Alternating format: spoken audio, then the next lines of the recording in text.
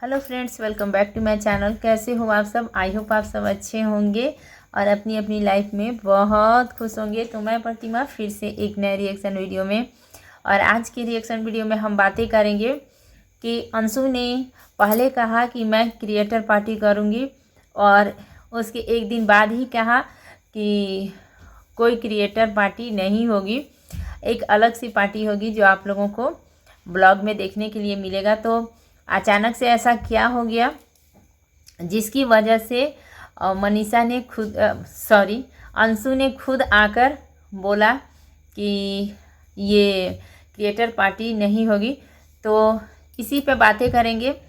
तो वीडियो को full watch कीजिएगा। वीडियो अच्छा लगेगा तो इसे लाइक कीजिएगा। चैनल पे नए हैं तो प्लीज़ चैनल को सब्सक्राइब कर लीजिएगा और बेल आइकन को भी प्रेस कीजिएगा ताकि मेरे आने वाले हर वीडियो का नोटिफिकेशन मिल जाए आप लोगों को।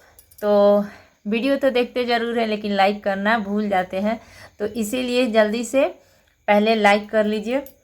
तो हम बातें कर रहे थे अंशु के बारे में।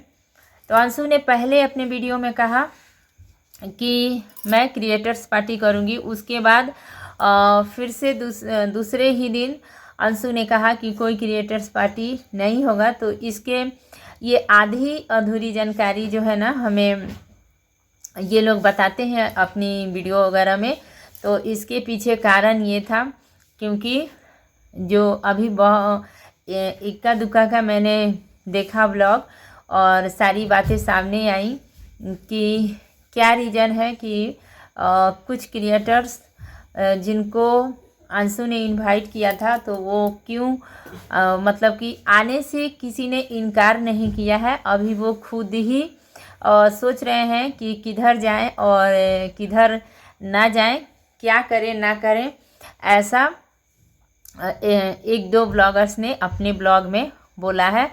सबसे पहले तो मैं बात करूंगी पंकज और निशा के बारे में, जिन्होंने कहा कि सचिन से जो हमारी सचिन यानी कि जगत भैया, सचिन से भी हमारा बहुत पुराना रिश्ता है। सबसे पहले जो सचिन ने गाड़ी ली थी तो उस समय हम उसके साथ थे और मैं उनके साथ गया भी था, शायद ऐसा कहा पंकज ने।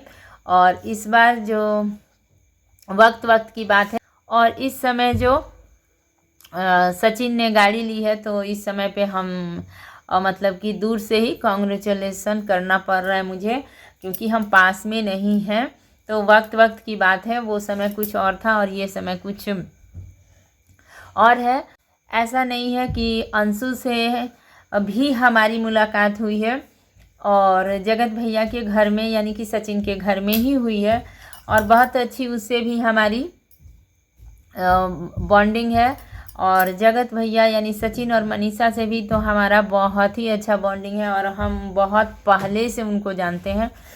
और ये अंशु से भी अच्छी खासी हमारी बातें मतलब हुई हैं और है, हमें कुछ ये नहीं है, हमारे लिए सभी बराबर हैं। ऐसा पंकज और निशा का कहना है कि हमारे लिए सभी बराबर हैं। लेकिन सेम डेट पे, जिस डेट पे 9 तारीख को, शायद 9 ही तारीख ही है, मैं शायद अगर गलत नहीं हूँ तो 9 तारीख को जो अंशु का एनिवर्सरी है, उसी दिन उन्हें कहीं शादी का इनविटेशन भी आया है, जो कोई ना कोई यूट्यूबर ही हैं। तो वहाँ भी जाना है। तो अब उनका कहना है कि मतलब कि दोनों जगह से इनविटेशन आया है तो शादी में जाना ज़्यादा ज़रूरी है।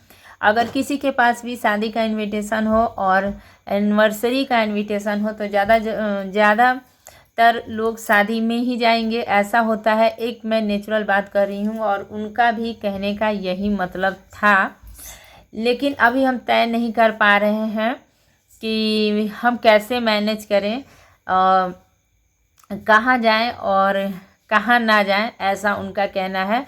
तो वो बस अपनी बातों को रखने आए थे कि हमें कुछ ऐसा नहीं है, हमारे लिए सभी बराबर हैं, चाहे वो अंशु हो या सचिन मनीषा हैं। लेकिन उन्होंने ये ज़रूर कहा कि सचिन मनीषा से हमारी बॉन्डिंग बहुत अच्छी है और बहुत पुरानी भी है।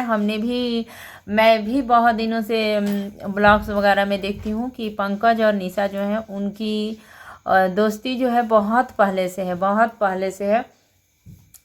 तो सब कुछ अच्छा है। तो अब वो खुद कह रहे हैं कि अभी हम खुद से तय नहीं कर पा रहे हैं कि कहाँ जाएं और ना जाएं, ऐसा उनका कहना है।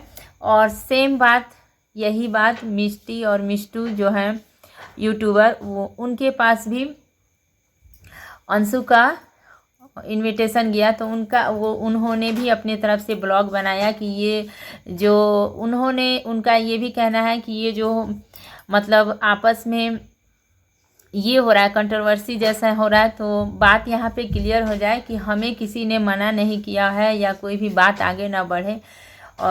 हमें किसी ने मना नहीं किया है कहीं जाने से, आने से। तो मिष्टी का भी यही कहना है कि मनीषा और सचिन से हमारी बहुत पुरानी दोस्ती है और उनके साथ हमारा बहुत अच्छा रिश्ता है। और अंशु से भी मैं उनके घर में मिली हूँ, उससे भी हमारी अच्छी मतलब की दोस्ती है, बातचीत है, ऐसा कहना है मिष्टी का। और उसका भी यही कहना है कि सेम डेट पे कहीं से शादी का इनविटेशन आया हुआ है। और मैं तो पहले उन लोगों के घर से बहुत दूर रहती हूँ और उसके बाद सेम डेट पे शादी का इनविटेशन आया हुआ है। और जिस डेट पे अंशु का एनिवर्सरी है, तो बस अभी खुद से उनका ये नहीं हो पा रहा है कि क्या करें और कैसे करें, कहाँ जाएं और ना जाएं। तो यही रीज़न है। तो इन सब शायद ये सारी बातें इनविटेशन के बाद अंशु ने उनसे फ़ोन वगैरह पे बातें की होगी, जिससे अंशु को मालूम चल गया कि ऐसी ऐसी बातें हैं। तो क्लियर है कि वो लोग नहीं आएंगे, शायद नहीं ही आ पाएंगे। तो इसीलिए अगले ही दिन अंशु ने कहा कि मैं कोई क्रिएटर्स पार्टी नहीं कर रही हूँ। और ठीक एक दिन पहले अंशु का कहना था कि मैं बड़ा सा क्रिएटर्स पार्टी करूँगी, लेकिन ठीक एक दिन बाद अंशु ने खुद ही इस बात से इनकार कर दिया कि मैं कोई क्रिएटर्स पार्टी नहीं कर रही हूँ।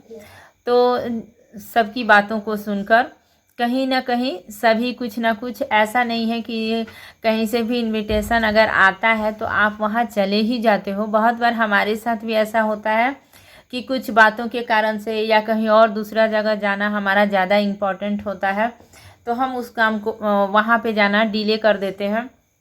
ऐसा हर किसी के साथ में होता है कि सेम डेट पे 2 जगह जाना हो तो आप एक जगह ही जा पाइएगा, एक जगह कैंसिल ही करना होगा आपको।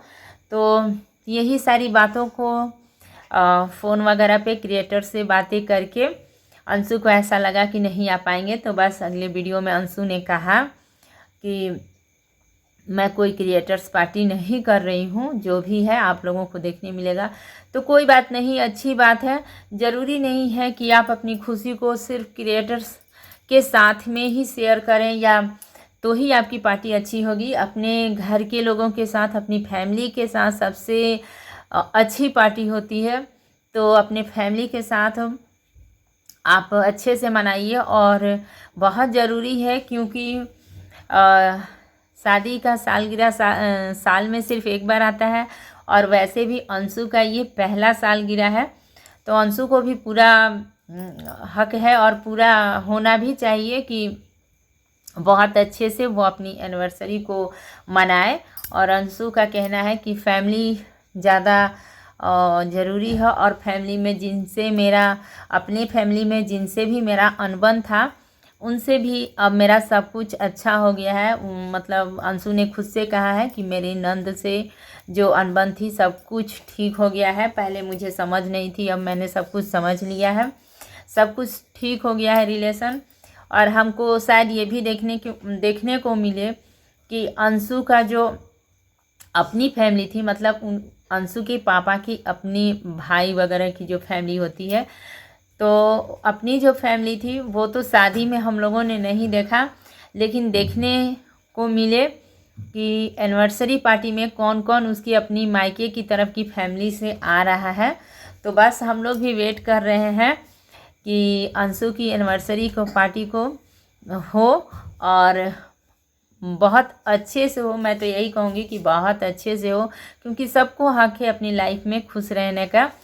तो कहीं ना कहीं मैं इस बात से भी, कहीं ना कहीं मैं सिर्फ अपनी बात कह रही हूँ यहाँ पर, कि कहीं ना कहीं मैं इस बात से सहमत हूँ कि बहुत सारी तकलीफ़ों से भले हुई वो ज़िद्दी हो या घमंडी हो या जैसी भी हो, हर इंसान का नेचर अलग होता है, लेकिन कहीं ना कहीं अंशु ने बहुत अपने लाइफ में तकलीफ़ों को देखा है और झेला है। तो उसे पूरा हक है अपनी लाइफ में आगे बढ़ने का, खुश रहने का। तो मैं तो यही कहूँगी कि अंशु अपनी जो एनिवर्सरी है उसको बहुत अच्छे से सेलिब्रेट करे और उसके अपनी जो फैमिली है वो सारे लोग उसके साथ हों और खुशी खुशी वो अपनी एनिवर्सरी को सेलिब्रेट करें। चाहे कोई क्रिएटर्स आए या ना आए, उससे कोई बड़ी बात नहीं है। फैमिली अगर साथ है तो सब कुछ ठीक है, फैमिली साथ ना हो तो बहुत सारी प्रॉब्लम्स होती है, क्योंकि दुख के समय अपने ही साथ देते हैं। ये हर जगह अब तक यही हुआ है और यही होता भी है कि दुख के समय अपने ही साथ देते हैं। तो अपनों का होना सबसे ज़्यादा ज़रूरी है आपकी लाइफ में।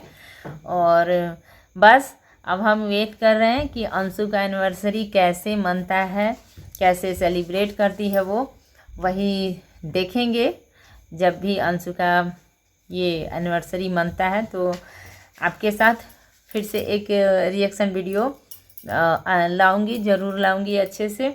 तो यही था मेरा छोटा सा वीडियो अच्छा लगा हो तो इसे लाइक, शेयर और सब्सक्राइब कीजिएगा। इसी के साथ मिलूंगी फिर नेक्स्ट वीडियो में। तब तक के लिए thank you, take care and bye bye.